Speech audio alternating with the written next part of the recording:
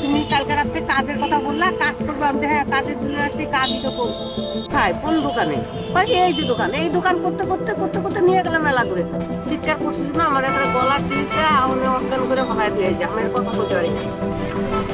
Aunty, বলছি একটু কথা বলতে পাবো? কি কথা?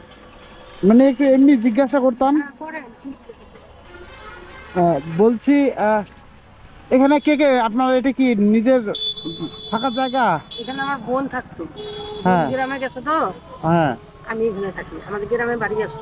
কোথায়? আলু ধোয়া। আলু ধোয়াতে? এখানে থাকি কি করেন? এই যে কাজকর্ম করতে লাগে, এখন তো কাজকর্ম নাই, এখন তো কেউ কাজে রাখতেছে না।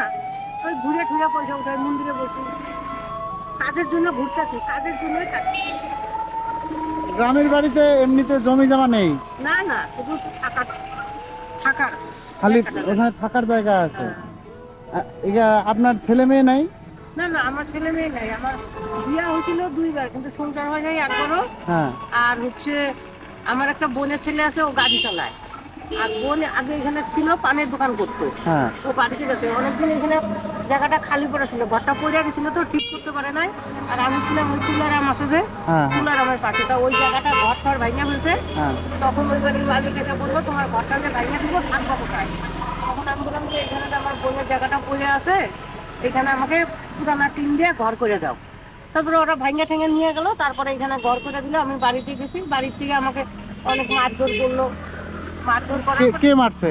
আমি কাজ করতে গেছিলাম, হ্যাঁ বলে কি আমার ভাই না, ভাইয়ের মতো হয়েই আমাকে মারধর করছে পাড়ার লোকে। হ্যাঁ। তারপরে আমি শিলিগুড়ি কাজ করতে গেছি, কাজ থেকে এসে ঘর ঠর তুলে খালি মারধর করার জন্য আবার গেছি শিলিগুড়ি। যাওয়ার পরে আমাকে গলা টিপে ধরছে, ইঞ্জিপি আছে না, হ্যাঁ ইঞ্জিপি গেছি রাত্রিবেলা। গাড়িটা আস্তে আস্তে গেছে, রাত্রি 12টার সময় নামছে, মাথা ঘুরে গেছে।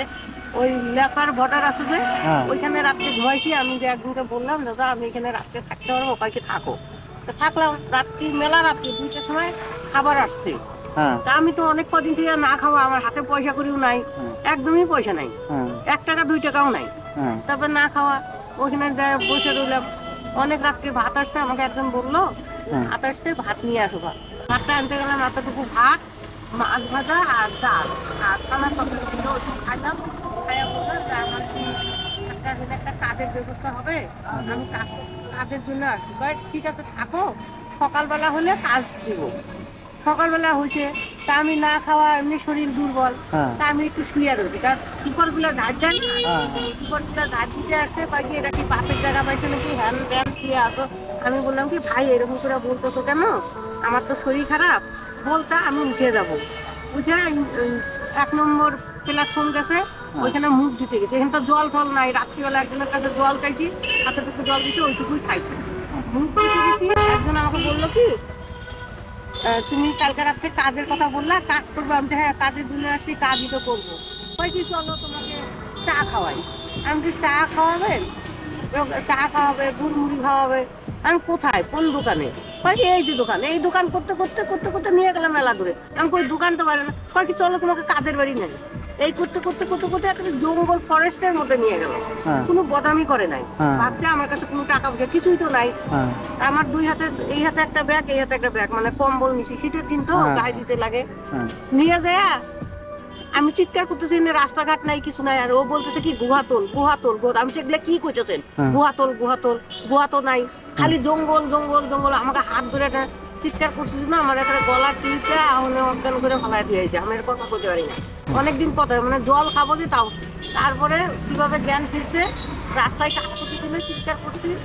লোকগুলো একটা টোটো আসলে কিভাবে যে বাইরে চলে ঢুকে থেকে, বাইরে টোটোকে ডাকি, আওয়াজ বেরো না, হাতে হাতে ডাকছি। টোটোওয়ালা দেখতে বললাম যে আমাকে কাজের কথা করে নিয়ে যায়, গলা এমনি কোনো বদামি টদামি কিচ্ছু করে নাই। পরে তখন থেকে যাই না, এই 1 বছর থেকে, তখন থেকেই আমি এখানে থাকি। এই ওইখানে গেছিলাম, ওই গলা টিপে ধরার পরে আর শিলিগুড়ি যাইনি কাজ করতে, এইখানেই আমি থাকতেছি। ওই মন্দিরে বসি, যা হয় পাই। এখানে একটা বাড়ি কাজে ধরছিলাম, 3-4 মাস করাইলো, ওরা চুপচাপ করে লোক নিয়ে নিল। তারপরে আমি এখন মন্দিরে বসি, যা পাই তাই খাই, এইভাবে থাকতেছি।